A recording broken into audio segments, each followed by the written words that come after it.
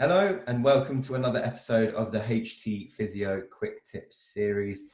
My name is Will Harlow and I'm the Over-Fifties Specialist Physio at HT Physio in Farnham, and I basically help people restore their independence, their mobility and get off pain pills in their 50s. Today I'm going to be answering a question about how do you know whether or not you have hip arthritis.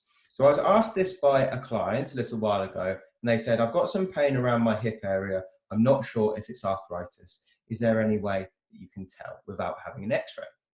So obviously no one can be 100% sure if you haven't had x-rays or scans, but 90% of the time we can make an accurate judgment without needing to see scans or x-rays. There are certain signs and symptoms that hip arthritis often causes that people aren't always aware of. So if someone has hip arthritis, what we usually see is pain in the groin rather than pain around the back of the hip. This is true around 80 or 90% of the time.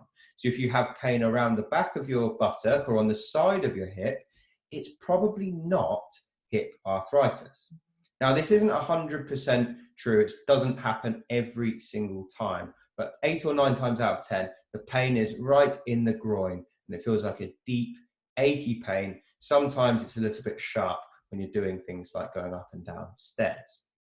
Now, one of the other things that we find with people with hip arthritis is that it can often cause trouble getting in and out of a car. So if you're finding that getting in and out of a car, especially if you've got a low car, is a problem, it could be that you've got the starts of some hip arthritis. The other thing that we find is a key feature of hip arthritis is the first 10 or 15 minutes in the morning, the hip feels incredibly stiff. So it's difficult to get it moving. It feels like it doesn't want to get up and go, so to speak. And you have to almost warm it up for the first 15 or 20 minutes before you can get going again. Now, when hip arthritis gets worse, we also see things like problems putting on shoes and socks because you can't rotate your hip in order to reach down and pull your sock over your foot. So that's another symptom. You might also find that you're getting some clicking and clunking in the hip, although that doesn't always mean you've got arthritis. Personally, I sometimes get some clicks and clunks in my hip, but at 28 years of age, hopefully I don't have much arthritis there. It's usually just a tendon sliding over another tendon. But if you do have moderate hip arthritis, you can get some clicking and clunking there. Now, one thing that people often say to us when we say you probably have some hip arthritis is, oh, does that mean I'm definitely going to need a hip replacement? Well, the answer is no, not necessarily. Many people do have hip replacements when their arthritis gets to a certain point. And the hip replacements are usually pretty good. They're pretty successful.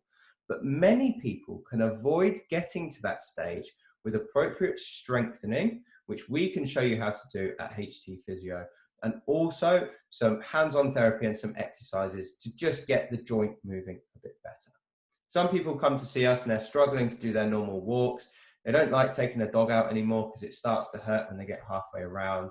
And even find it difficult to sort of sit and socialize with friends because sitting can aggravate the hip too.